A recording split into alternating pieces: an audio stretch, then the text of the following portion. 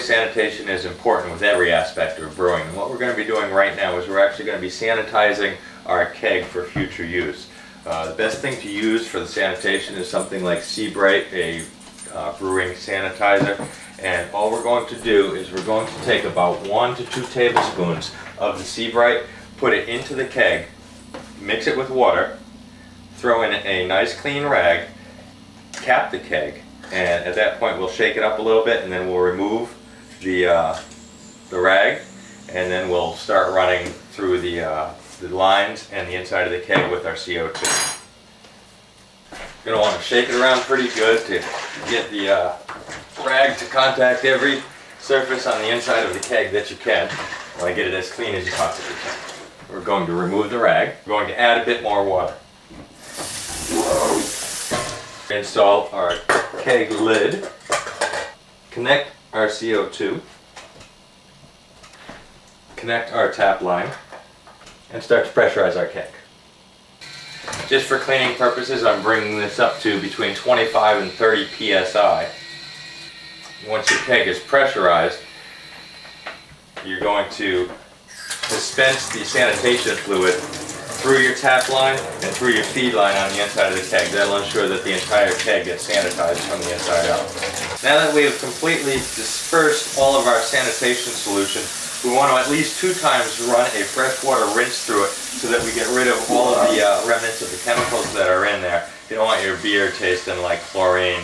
So what I'm going to do now is I'm just going to fill it up and completely rinse it out twice with fresh tap water, and then we should be ready to close up our keg and get it ready to have the beer put in.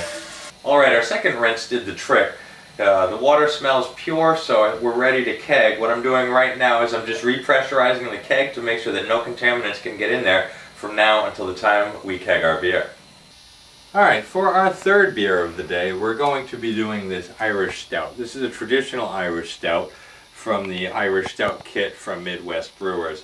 It's meant to taste like a very fresh Guinness beer, as if you had gone to Dublin and went to the Guinness factory and had it. That's what I'm hoping that this beer will taste like. For this particular beer, we're going to be kegging rather than bottling.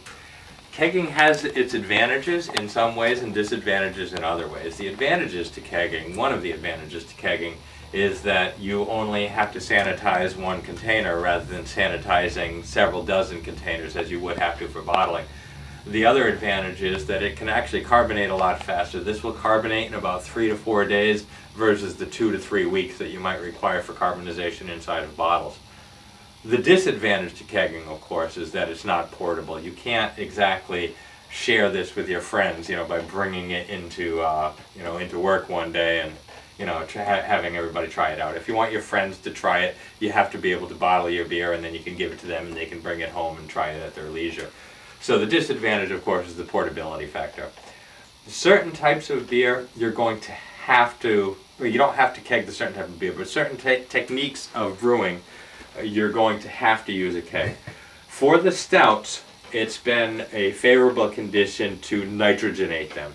By that I mean disperse them by using a combination of nitrogen and carbon dioxide, just not carbon dioxide alone.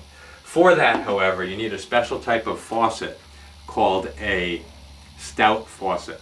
This stout faucet is specially designed to be used with nitrogen disbursement. It has a striker plate on the inside of it. You disperse at a higher pressure than you normally would with CO2 beers, and with this faucet you get a creamy, stable head and a cascading foam down the inside of the glass when you disperse it, making it, as authentic a Guinness as you could possibly get. These type of faucets are a little bit more expensive than your standard faucet, and of course with that you're going to need a nitrogen bottle, you're going to need a nitrogen regulator. All of that together combined to make a nitrogen disbursement system is going to be around $250 to $300.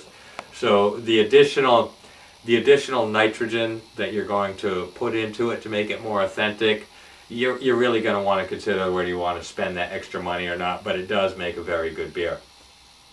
So what we're going to do from now is we're going to take our Irish Stout, we're going to put it into our bottling bucket as we would if we were bottling beers, And we're going to add a little bit of the priming sugar. You can see I still have some left here. This is a 5-ounce container. I've only used 2.5 ounces of it.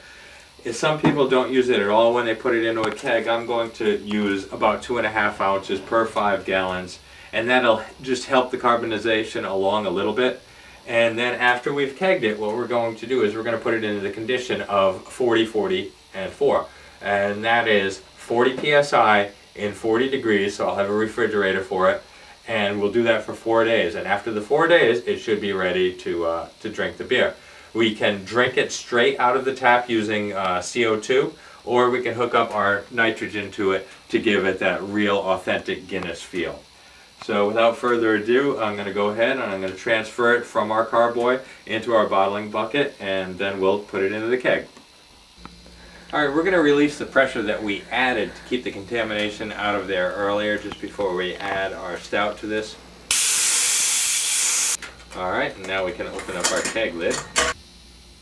Alright, as you can see, I've had to lift the bucket a little bit to get the last bit of the stout into the keg. And we're just going to keep filling it up from here. So now we've added our stout to our keg. What we have to do is cap it at this point.